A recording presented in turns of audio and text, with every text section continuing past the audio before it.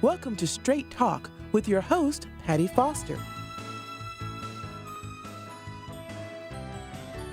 Thank you, Eitan Bar, for being the guest on Straight Talk with Patty today with all the listeners to find out your insight that you shall share today. It's good to be here. Thank you. You have wonderful hair. Thank you. I think the listeners will very much, don't you enjoy this? I thought it's a radio. Well, they watch, they listen, they view. World Wide Web. So talk with us, Eitan, about, there's a very sturdy passion I've heard you say about provokes us to jealousy when you're talking about the Jews and one for Israel and just the whole passion of your life and purpose. Talk with us about that, or explain for the listeners what that actually means. The provoking to jealousy. Yes, It please. comes from the words of Paul in the letter to the Romans. And it is actually your job as a Christian Gentile to provoke us Jews to jealousy. And that is because Judaism is not, it's a religion. It's not about relationship with God. But you guys have a relationship with God through Jesus, the Jewish Messiah.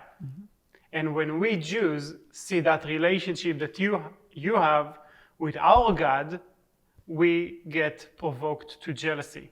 We get envious. And we want that too. So we ask questions, and that's how our heart opens up. Because we see that, okay, not only Jews have access to God, but also Gentiles. And actually, we as Jews, we don't really hear from God anymore. We don't really see God anymore, but Christians do. And that's kind of provokes us to jealousy and to learn more about who Jesus is. Very intriguing. Talk to us about the questions, that you said it provokes you to ask. Yeah, so you can see all throughout the Old Testament and also in the book of Acts that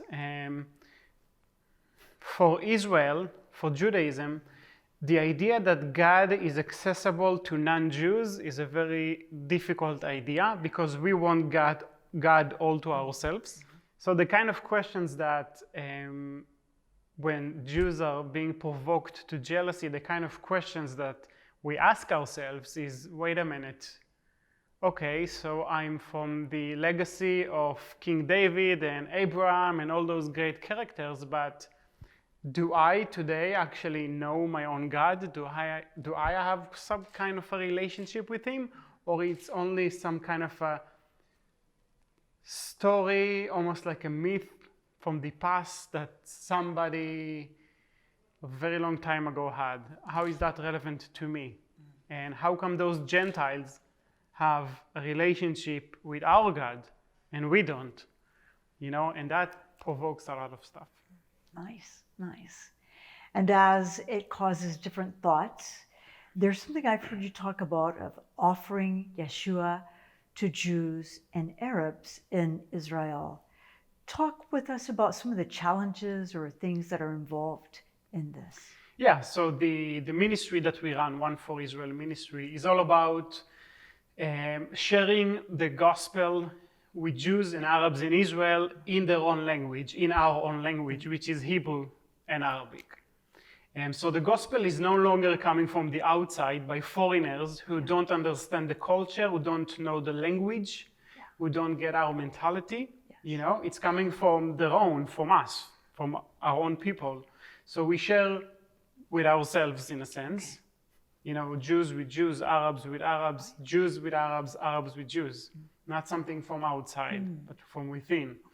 And that obviously causes a lot of stir because, at least in Judaism, it's very much like the Catholic Church. If the Pope says something, nobody argues with him. And it's the same in Judaism, where if the rabbis are saying something, you cannot argue with them. They can argue between themselves. You cannot argue with them. But here we are, Jews, arguing with them over the messiahship of Jesus of Nazareth. And that really provokes them to, it gets them upset. So we get death threats, we get a lot of different things all the time. I can share a story. Sure. if you like.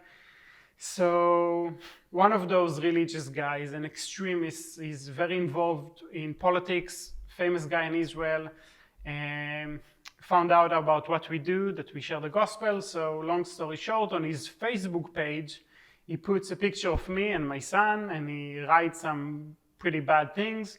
The very next day, we wake up in the morning and we find this big bag in our backyard. We open it up, and it was filled with feces, basically, which is coming from in the Talmud. It says that Jesus himself and also his Jewish followers will be punished in hell in feces, boiling feces forever and ever as punishment. So for them, it's like to remind us where we're going to go, in their opinion. So we moved to an apartment on a high rises instead. But those are the kind of things that we have to face with. Yes. There are some other Jews who are much more secular and open, yes. and they are receptive to the gospel, and they are accepting Jesus on a daily basis. And that is a phenomenon that we haven't seen in Judaism for almost 2,000 years. Wow. What do you think is causing that to happen? What's bringing that to life? Sharing of the good news. Yes. For 2,000 years, Jesus was kept as a secret in Judaism. You were not allowed to really investigate and talk about him. Okay. All you could know about him came from the Talmud, the Jewish writings, and those were all basically false stories.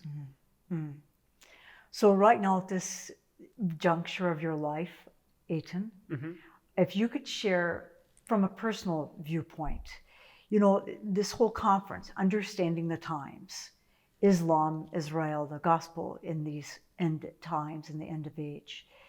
If you could pass along to the listeners just a personal aspect that's impacting your life at this point, what's something along this line that you could pass along to the listeners, of sharing them insight or prayer? Yeah, I guess the question is, how is this whole Israel thing relevant to them?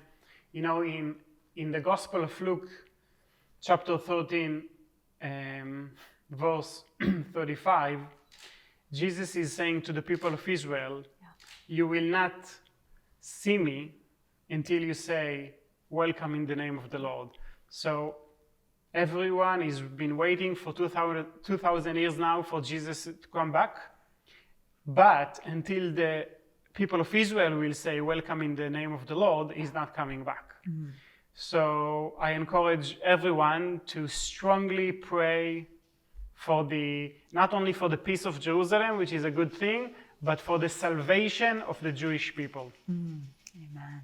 Amen. So if someone would like to get in touch with One for Israel, how do they go about this? We are very active online. We have a very colorful YouTube channel and Facebook page and a website. We have hundreds of viral videos. So far been viewed over 100 million times. Big ulala. Yeah. So basically it's www.oneforisrael.org. Beautiful. Wonderful. Or Facebook or YouTube, whatever. Yeah. Okay. They will contact you via some way. Yeah. Wonderful. Thank you, Eitan. Awesome. Thank you. Bless you very much. Thanks for listening to Straight Talk with your host, Patty Foster. Patty is a motivational speaker, writer, musician, and has an amazing testimony of God's faithfulness. For more information, log on to www.pattyfoster.com.